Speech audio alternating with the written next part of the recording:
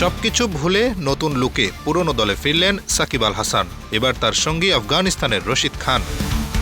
কানপুর টেস্টের পর সাকিব আল হাসান যেন নতুনভাবে মাঠে ফেরার প্রস্তুতি নিচ্ছেন। তবে এবার জাতীয় দলের জার্সিতে নয়, তিনি ফিরছেন বাংলা টাইগার্সের হয়ে, যেখানে সঙ্গী হবেন আফগান তারকা রশিদ খান। একসময় জাতীয় দলে তার অবদানের কথা সবাই জানে, কিন্তু এবার তিনি মাঠে নামছেন টি10 লিগের হয়ে।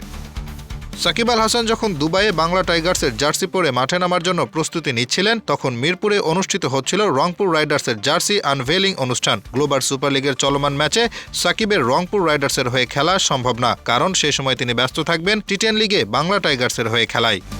এদিকে রংপুর রাইডার্সের অধিনায়ক নুরুল হাসান জানিয়েছেন, সাকিবকে ছাড়া দল পরিচালনা করা তাদের জন্য অত্যন্ত কঠিন হবে। দেশের সেরা অলরাউন্ডারকে তারা অনেক মিস করবেন, কারণ তার অভাব রংপুরের জন্য একটি বড় শূন্যতা সৃষ্টি করবে।